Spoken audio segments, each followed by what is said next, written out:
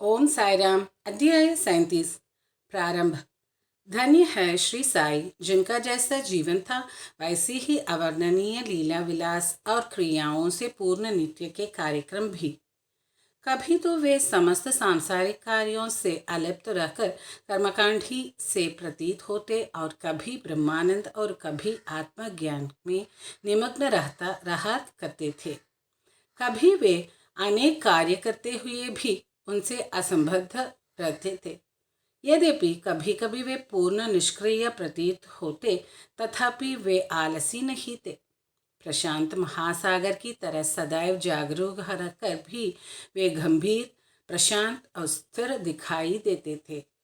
उनकी प्रकृति का वर्णन तो सामर्थ्य से परे है।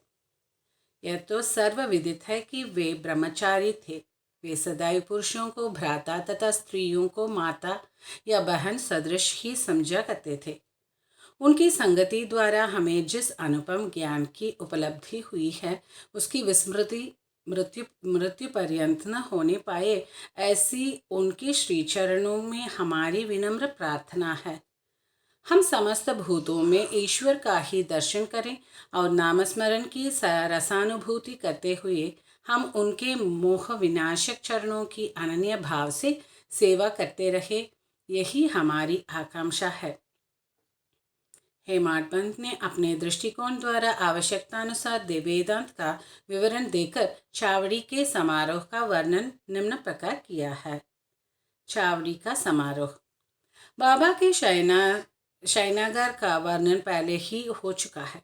वे एक दिन मस्जिद में और दूसरे दिन चावड़ी में विश्राम किया करते थे और यह कार्यक्रम उनकी महासमाधि पर्यंत चालू रहा। भक्तों ने चावड़ी में नियमित रूप से उनका पूजन अर्चन 10 दिसंबर सन 1909 से आरंभ कर दिया था। अब उनके चरणाम्बुओं का ध्यान कर हम चावड़ी के समारोह का वर्णन करेंगे। इतना मनमोहक दृश्य था वह कि देखने वाले ठिठक ठिठक कर रह जाते थे और अपनी सुध बुध भूल यही आकांक्षा करते रहते थे कि यह दृश्य कभी हमारी आंखों से ओझल न हो। जब चावड़ी में विश्राम करने की उनकी नियमित रात्रि आती तो उस रात्रि को भक्तों का अपार जन समुदाय मस्जिद के सभा मंडप में एकत्रित होकर घंटों तक भजन करता था। उस मंडप के एक ओर सुसज्जित रथ रहता था और दूसरी ओर तुलसी वृंदावन था। सारे रसिक जन सभा मंडप में ताल, चिपलिस, करताल, मृदंग, खंजरी और ढोल आदि नाना प्रकार के वाद्य लेकर भजन करना आरंभ कर देते थे। इन सभी भजनानंदी भक्तों को चुंबक के समान आकर्षित करने वाले तो श्री साई बाबा ही थे। मस्जिद के आंगन को देखो तो भक्तगण बड़ी उमंगों से नाना प्रकार के मंगल कार्य संपन्न करने में संलग्न थे। कोई तोरण बांधकर दीपक जला रहे थे तो कोई पालकी और रथ का श्रृंगार कर निशानादि हाथों में लिए हुए थे। कहीं कहीं श्री साई बाबा की जय जयकार से आकाश मंडल गुंजित हो रहा था। दीपों के प्रकाश में जगमगाती मस्जिद ऐसी प्रतीत हो रही थी मानो आज मंगलदायिनी दीपावली स्वयं शिरडी में आकर विराजित हो गई हो। मस्जिद के बाहर दृष्टिपात किया तो द्वार पर श्री साई बाबा का पूर्ण सुसज्जित घोड़ा श्याम सुंदर खड़ा था। श्री साई बाबा अपनी गादी पर शांत मुद्रा में विराजित थे कि इसी बीच भक्त मंडली सहित तात्या पाटिल ने आकर उन्हें तैयार होने की सूचना देते हुए उठने में सहायता की। घनिष्ठ संबंध होने के कारण तात्या पाटिल उन्हें मामा कहकर संबोधित किया करते थे। बाबा सदैव की भांति अपनी वही कफनी पहनकर बगल में सटका दबाकर चिलम और तंबाकू संग लेकर कंधे पर एक कपड़ा डालकर चलने को तैयार हो गए। तभी तात्या पाटिल ने उनके शीश पर एक सुनहरा जरी का शेला डाल दिया। उसके पश्चात स्वयं बाबा ने धूनी को प्रज्वलित रखने के लिए उसमें कुछ लकड़ियां डालकर तथा धूनी के समीप के दीपक को बाएं हाथ से बुझाकर चावड़ी को प्रस्थान कर दिया। अब नाना प्रकार के वाद्य बजने आरंभ हो गए और उनसे भांति भांति के स्वर निकलने लगे। सामने रंग बिरंगी आतिशबाजी चलने लगी और नर नारी भांति भांति के वाद्य बजाकर उनकी कीर्ति के भजन गाते हुए आगे आगे चलने लगे। कोई आनंद विभोर को नृत्य करने लगा तो कोई अनेक प्रकार के ध्वजा और निशान लेकर चलने लगे।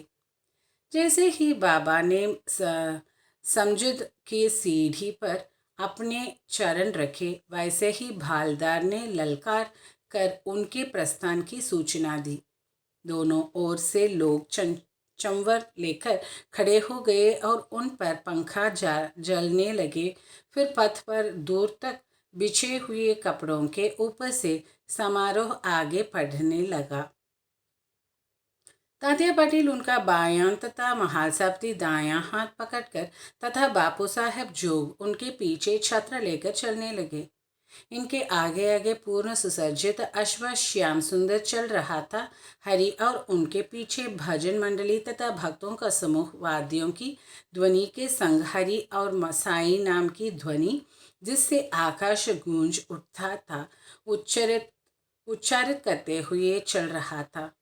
अब समारोह चावड़ी के कोने पर पहुंचा और सारा जन समुदाय अत्यंत आनंदित तथा प्रफुल्लित दिखलाई पड़ने लगा। जब कोने पर पहुंचकर बाबा चावड़ी के सामने खड़े हो गए, उस समय उनके मुखमंडल की दिव्य प्रभा बड़ी अनोखी प्रतीत होने लगी और ऐसा प्रतीत होने लगा मानो अरुणोदय के समय बाल रवि क्षितिज पर उदित हो रहा हो। उत्तराभिमुख होकर वे एक ऐसी मुद्रा में खड़े हो गए जैसे कोई किसी के आगमन की प्रतीक्षा कर रहा हो। वाद्य पूर्ववत ही बजते रहे और वे अपना दाहिना हाथ थोड़ी देर ऊपर नीचे उठाते रहे। वादक बड़े जोरों से वाद्य बजाने लगे और इसी समय काका साहब दीक्षित गुलाल और फूल चांदी की थाली में लेकर सामने आए और बाबा के ऊपर पुष्प तथा गुलाल की वर्षा करने लगे। बाबा के मुखमंडल पर रक्त आभा जगमगाने लगी और सब लोग तृप्त हृदय होकर उस रस माधुरी का आस्वादन करने लगे। इस मनमोहक दृश्य और अवसर का वर्णन शब्दों में करने में लेखनी असमर्थ है।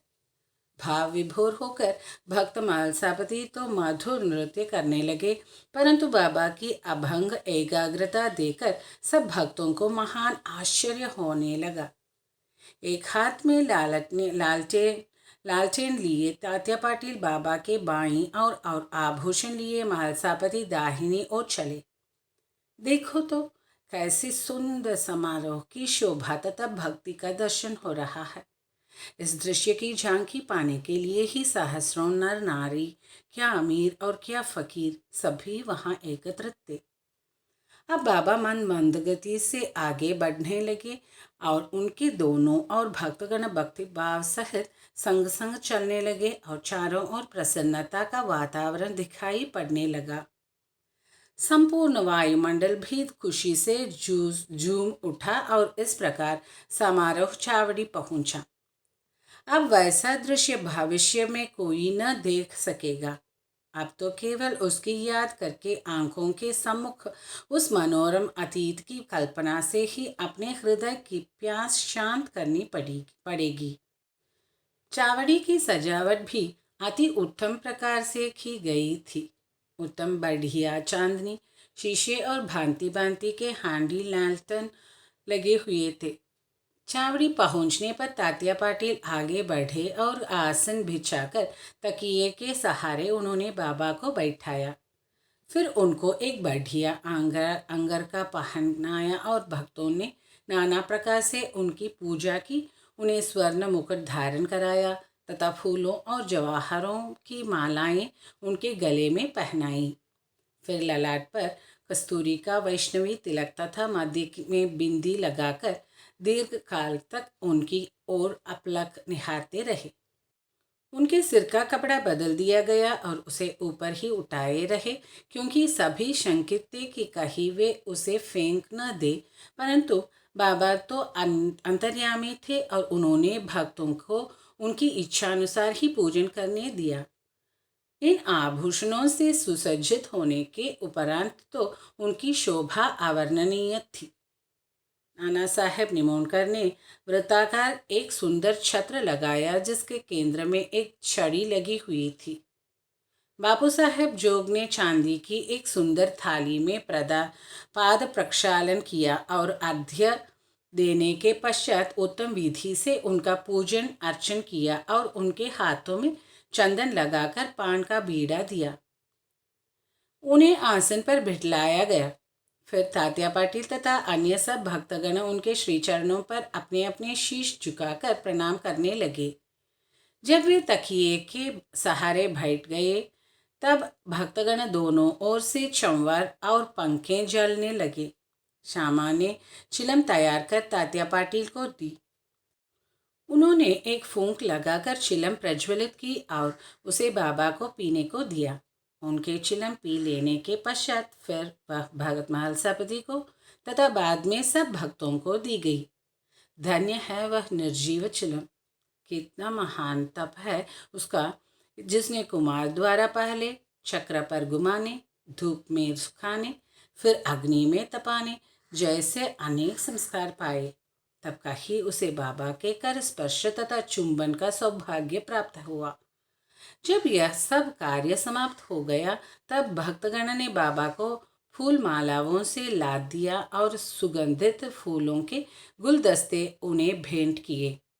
बाबा तो वैराग्य के पूर्ण अवतार थे और वे उन हीरे जवाहरात व फूलों के हारों तथा इस प्रकार की सजधज में कब अभिरुचि लेने वाले थे, परंतु भक्तों के सच्चे प्रेमवश ही उनके इच्छानुसार पूजन करने में उन्होंने कोई आपत्ति न की।